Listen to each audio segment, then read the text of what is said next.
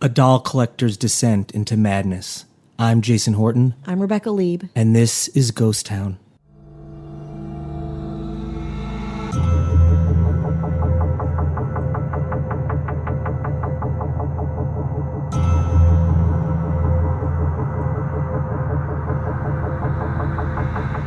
So I have never been to Mexico City. Have you been at all? Tijuana is the closest. Oh, Tijuana, fun party times. Not for me. No? Not when you don't drink. Oh, yay. Sober Tijuana? Yeah, I didn't want to buy any AK-47s or Oxy or Our whatever. Tijuana Well, now I listeners do. Are going to be livid Yeah. at this. That's as close as I've got when I lived in San Diego. Oh, yeah. San Diego, you like drive through. Sure. I've driven through to Mexico, but I've never. Mexico City, I have a friend there right now. It seems magical. I would love to go. Like insane, like the art, the food, like everything seems like this beautiful, magical place. And I want to talk about something that is beautiful and magical in like a different way. Like if you are a Miss Havisham type, if you like stories of haunted things, specifically childlike objects, oh boy, you're gonna love the Island of the Dolls. I mean, that right there is... Yeah. It feels like it should be an 80s horror film. So it's like Annabelle, but real. Yeah, pretty much. I haven't seen Annabelle, but I saw a poster for it. And yeah, that's exactly. Actually, the pictures of this. So this is located in the channels of Xochimilco, south of the center of Mexico City. And it's Chinampa, which is like a tiny island that's kind of mostly used for like crop growth and stuff. So it's like a little island, but like people don't really know about it. I almost think it's like a mini key, like a Florida Key type of a thing. And it's like this tourist attraction in the middle of these teeny tiny islands close to Mexico City. It's the home to a bunch of creepy broken dolls placed there by the former, I couldn't quite honestly get a read of what his actual role was on this island. He just creeped this island for like 50 years, but he made Doll Island. His name was Julian Santana Barrera. It's called by the locals Isla de las Muñecas. And then again, to me, the Wisconsin white woman, it's the Island of the Dolls. So I happened upon this place because I think every once in a while I'll do like a Mexico City deep dive where I want to go there and I'm like, I'm going to plan my fake vacation. And this always comes up. So again, it's this shallow land area off this bigger island called Laguna de Texuelo. And again, I'm so sorry if I butcher any of these names and all of these names. It is this crazy tourist attraction because it literally is a tiny island where there are dolls, doll heads, doll arms, like dirty dolls, you know, with the eyes like rolled up and like the eyelashes on the eyes. I think when like, dolls are fully assembled, they're scary. Yeah, so exactly. So take them apart and put some dirt on them. Melted features. Like you go, I mean, if I went to this place in the morning, like bright and early, 9 a.m., I'd be like, too much for me. Are you familiar, this is doll related, one of the most rarest, I think one of the rarest albums is, I believe it's the Beatles' Yesterday and Today. It's doll parts and meat and fake blood, and they're just holding these terrifying doll parts. It eventually became a band cover, and they made a different cover, but dolls are inherently pretty terrifying. Yeah. Even the Beatles made that happen, so... Exactly. It's like that uncanny valley, like tiny baby things. You know what something else that I think is very terrifying is medieval paintings of kids, which remind me of places like this, where medieval painters would be like, we don't know how to paint the proportions of a baby or a child, so they just made them tiny humans. Yeah. So these like miniature humans that are, you know, like a bassinet, but they look like teeny humans. That's kind of the inverse of what's happening here. Okay, back to islands and dolls on islands. So the buildings are covered in cobwebs. There's some buildings, like farming buildings on this little island. It's very, very small, and vines, but then everything is hanging from these vines. There's also like apparently a lot of insects there. We'll get to some of the TripAdvisor reviews of this place, but it is like Legends of the Hidden Temple if it were doll themed. And you have to traverse it. You have to go there by a boat, go through, experience the dolls. You just hang there. There's like not even anything to do there. You just hang out, wander around, get back on this boat, and your life is forever changed. The place gained fame after, oddly enough, in 1943, a Mexican filmmaker, Emilio Fernandez, filmed Maria Calandrera there. It's this famous romantic movie. So it had this weird cinematic identity to it, too. Again, it's a tiny little island that this iconic romantic comedy was filmed on, kind of gotten overgrown. And then in the 1950s, and I could not find an actual date, everyone's like, I don't know, around in the 1950s, somewhere in 1950 to 1959, Santana had a family, but he just left them to go hang out on this island just for solitude. Like, he wanted to be alone. He was like, I don't know, fuck all that shit. I'm going to go hang out on this abandoned island that has this identity of being the filming location of this iconic romantic film. He sold vegetables to his neighbors, drank just a ton, and was just like a weirdo there. Again, I couldn't find out what his actual role was. People say that he was the caretaker of this island. People say that he owned the island. People say that he was a farmer, again, selling vegetables. We did know that he used to go drink this thing called pulque, an alcohol made from sap, like agave plant sap, and he would just like wander around wasted on this island. Of course, after a while, he got into the Bible, as one does, being abandoned on an island filled with trees and solitude. And he became like very religious. So he was like preaching, getting drunk, maybe selling vegetables. Who knows? But the story goes that he found a little girl drowned in mysterious circumstances, and he saw her drowning and he was not able to save her life. Shortly thereafter, he was like, cool, girl drowning, holy shit, I can't save you, she drowned. And then he's like, well, I guess I'm gonna go to this side of the island now. Anyway, he then saw in one of the canals a doll. So he put two and two together, thought that the doll belonged to the girl. He picked up the doll and hung it on a tree as a way of showing respect and support to the spirit of the girl.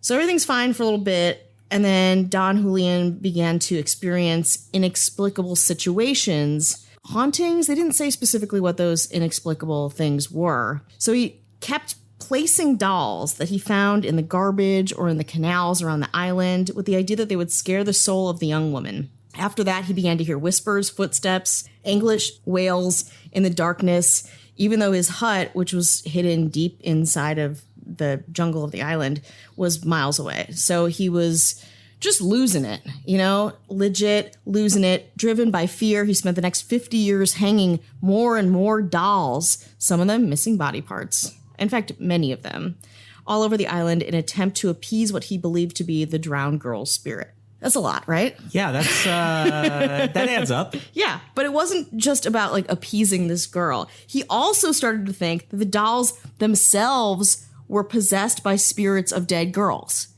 It's like it's cyclical. It's like possessed by a doll and the doll possesses you. When does it end? I don't know. He continued collecting. According to those close to him, it was as if Julian was driven by some unseen force that completely changed him. In 2001, after 50 years of collecting dolls and hanging them on the island, he was found dead, drowned in the same spot that the girl did. Oh. Wow. Yeah, definitely. It ends light. Yeah, definitely. I mean, he really seemed to kind of be part of what is going on this island from beginning to end. This should just be called Descent into Madness, the Island of the Dolls. One man's solitude becomes insanity. So many people on the island believe that he had joined the other spirits, and like the end of a horror movie too, where it's like, and he joined them. Never, like his eyes were the eyes of the dolls, kind of a thing. The locals are very faithful to the island and think that it's a charmed place. After this guy's death, it became a tourist attraction, obviously, and then visitors kept bringing more dolls. This place is jam-packed with dolls. I cannot emphasize that enough. There are many, many dolls. I wonder where he got the original. The first doll in the river. Well, I mean, and then all the subsequent dolls. Yeah, and garbage. It's like, if there's no one on this island, where are the dolls coming from? That's a great question. Conspiracy. Quick, message boards, all caps. Yeah. We want to hear your insight. So the place blew up after this. The locals describe it as charmed, not haunted. And apparently a lot of people, again, think it has more of a fantasy, fantastical element than kind of an ominous one. Travelers claimed the dolls whisper to them. Professional photographer Cindy Vasco visited the island in 2015 and described it as the creepiest place she has ever visited. It's a real photographer visiting a real island. I like how it's professional. Like her profession in photography makes she's an authority on what's creepy, because it's like amateur photographer. Yeah, don't care what you have to say. Professional one. Yeah, I'm listening. Tell me your otherworldly thoughts and ideas. Yeah. Exactly. So the excursion, you go through these maze-like canals, lush greenery, singing birds, and then this photographer, professional, her boat was slowed down by a swarm of lily pads, and the canal fell ominously silent. She told MailOnline.com, at the end of the journey, The Trajanera turned along a bend into the waterway, and I was struck by a surreal vision of hundreds, maybe thousands of dolls hanging from trees on the tiny island. The dolls are still on the island, which is only accessible again by boat. The island has been featured on the Travel Channel, Ghost Adventures, the show Lore, BuzzFeed Unsolved. BuzzFeed was there? Yeah. Professional photographers and BuzzFeed? We are running the gamut here. Wow. Yeah, exactly. Yeah. So think about that while we take a little break. And we're back. We're back. To party. We're back to party. Are you ready to party? Well, before we get to more professional photographers, BuzzFeed Unchained. Unchained. I want to remind people that so far so good. On Friday, we will have another mini episode. Did you like our last mini episode? Yeah, did you like our last mini episode? So we're going to do some more fails. So look for that this Friday. If you want more bonus episodes, go to patreon.com/ghosttownpod. It helps us offset some of the cost of the editing. And then we're submitting to some more festivals. So we'll hopefully have that information. We will descend into madness if we don't get those sweet Patreon dollars. I will start hanging dolls in my apartment. I promise you. Yeah. Well, you might do that. I already did some. You might do that anyway. Just to prep, for what we got a nice little message on Instagram, which is Ghost Town Pod. If you want to message us, the Action Park Park is still one of my favorite episodes. It's really resonated with a lot of people, and I think because the fact that it was pretty popular, a lot of people went there. There's a lot of people on the East Coast, I suppose, and then also amusement parks as a kid trigger a lot of memories. Yeah. And I think that's resonating with a lot of people, where some of these other things is like, maybe an island of scary dolls doesn't resonate with me as much as like I went to amusement parks. They were dangerous. You don't even know that. We're going to get so many calls and shout outs about this episode from dolls and people. Like Cam131 on Instagram says, I grew up in New Jersey and went to Lakeland Regional High School. Our after graduation party, so people didn't get drunk, which I don't know how this makes that not happen, was at Mountain Creek Action Park. I graduated in 2002, but both my older sisters had theirs there also had theirs there as well. Graduation party. And we grew up going to Action Park and Sesame Street Land. But I think Sesame Street Land. Yeah? Yeah, actually, we should do an episode on that. It's pretty bizarre. Yeah, that's when it says, I was like, I remember Sesame Street Land. Yeah. I don't know if I've ever been there, but I know it's a little bit weird. I have some very cute photos of me. I mean, people were probably sneaking a little bit of alcohol, right? A little nip here and there, a little toothful. But maybe Santa's when she was graduating in 2002, but my older sisters. That's me. I'm the older sister. I know. You are. Oh my God. Action Park, I think it's something that like so many people know about, but don't know the full story of. And I think our strong episodes are really like giving people the insider's information on things that they know about that's in kind of their sites or histories or like have some connection to, but they don't know it all. Yeah. And we'll give it all to you. We will give it all Everything Google has to share, we will share too. We'll go on. Hey, listen, if we have to go on Bing, whoa. Dare us to do it. Dare us not to. Exactly. We'll do it. We're very brave people. Yeah. Fearless even. Same thing? Well, are we fearless enough to go back to the Island of the Dolls? Okay. So there's access to the island. Okay.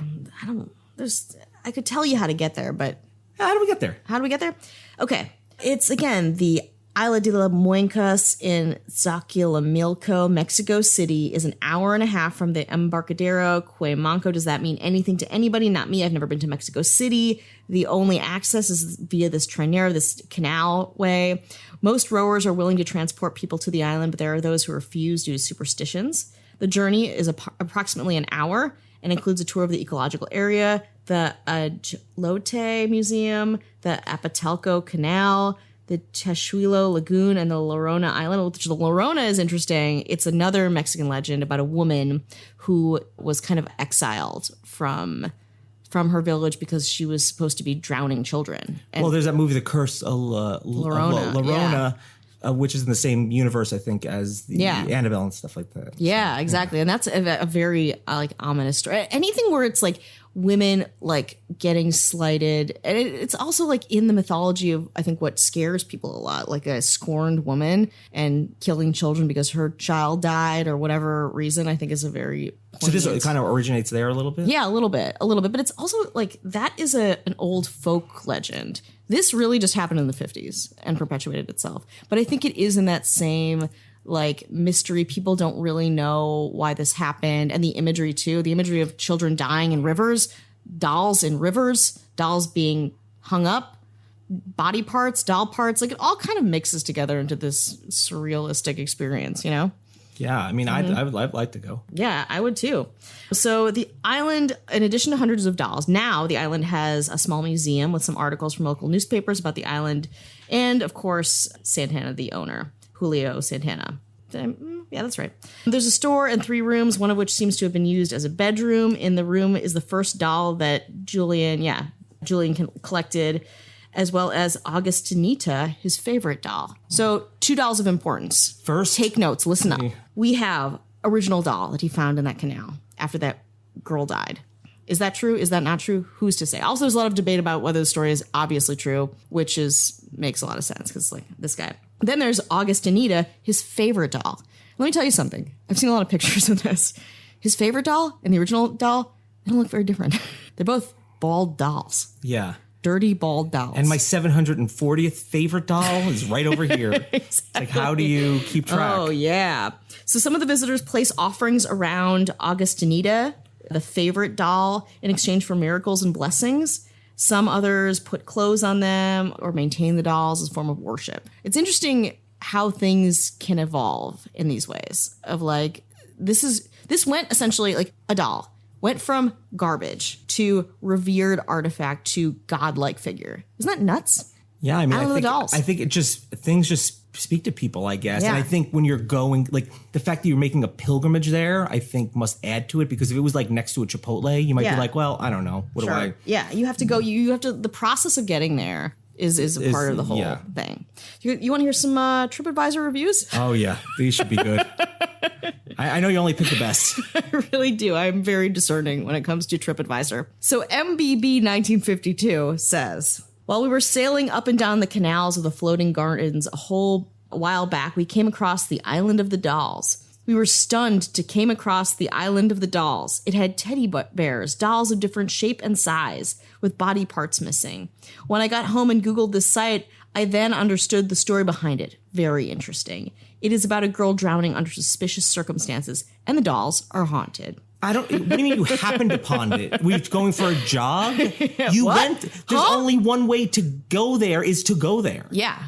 Yeah. You know what I mean? No, he just like woke up there. It's like I happened upon the Taj Mahal. Yeah. I just happened to be walking around. There's the Taj Mahal. Or I was in, where's Angkor Wat? Is that Cambodia? Mm-hmm. I was just like chilling. And I was like, oh, there's Angkor Wat. I was just walking by and there's like this thing. So I looked it up. Yeah. So you have to get there. Yeah. So what do you mean happened upon it? I don't know. In my mind, he woke up there like lost. Like the eye bursts open and there's dolls everywhere. But I don't know. Okay. We'll follow up with him. We'll figure it out. Or in fact, if MBB 1952 wants to write in, please. Yeah, I like you're looking it up afterwards. Yeah. That's so let's go to SKRRR Drift 101. Skurdrift 101. The title of this review is pretty cool. Pretty cool. Oh, okay. So it's short and sweet, so listen up. Never been there, but I'm writing a paper about it, so it sounds pretty cool. Anyway, I have to write more, so yeah. Okay, so this person is letting you know. I've never been there. If I'm advising you on your trip, but I'm writing a paper on it. Yeah, I have to stop writing this review because I have to go write a paper. So yeah. I wonder what that paper is going to read like. I don't know. A bunch of dolls. Pretty cool. Pretty chill. Pretty cool. Yeah. I have to stop writing this paper because I have to write this trip review. So yeah. Yeah. It all is just like, okay, here's Ruta A. She said they took the money and brought us to the wrong place. All right, now I'm in. Okay, wait for it. Worst experience ever. Be very careful. How you can be sure, because people who scammed us were the only people on the dock, so they looked like legit organizers of the boat trips. The boat ride was nice, okay, but I was looking forward to see the Island of the Dolls for ages. We took the boat from Xochimilco. They said they do the tours to the Island of the Dolls. The price was 2,700 MX pesos per boat. We found 5 more people on the docks who wanted to join us so that we could share the amount. I think that's a lot for a boat ride. Everything looked right, and the way that I read in the reviews about getting to the island. We had a local person talking in Spanish with them, so we thought they will not scam the locals. While we walked to the boat, the organizers had raised the price. This is when I started to get suspicious. We managed to keep the starting price. The organizers told us that we can pay after we'll come back from the ride. However, everything was starting to look weird, so we asked to pay before the trip, that the price wouldn't change until the end of the trip. There's a lot of negotiating happening in this one. We paid 350 pesos each, and they took us to the island where $5 are hanging instead of thousands of them. We passed the replica island, even the one that had more dolls than so they passed another replica island with more dolls than their original one, quote unquote.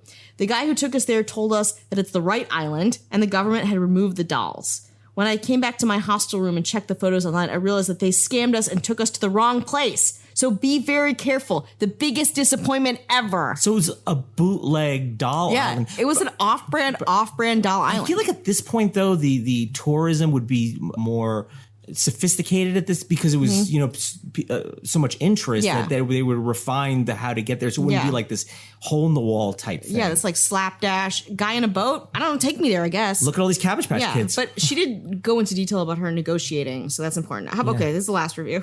Krista M42 says, make sure you are taken to the real doll island. Wow. Yes. Scandal. Yeah, this is a point of contention. So this is not something, we talk about because we talk about the history of an island, but make sure that you're going to the right place, everybody. If you see one doll, wrong place. 2 dolls, wrong place. 17 dolls, probably the wrong place.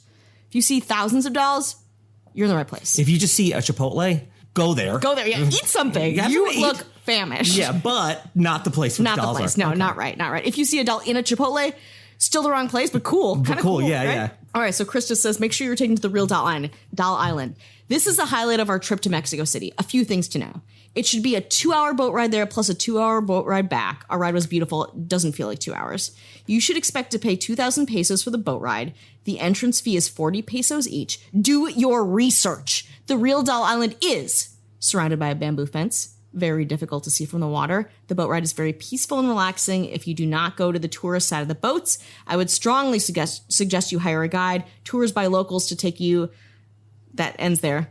This is not a place for young children. This is a spooky place with a sad history. It's spooktacular, is what she's getting at. She ended with, the spooktacularity is off the charts. Do not bring your children. Make sure it is the right island. And then she's like, gotta get back to this paper, so yeah.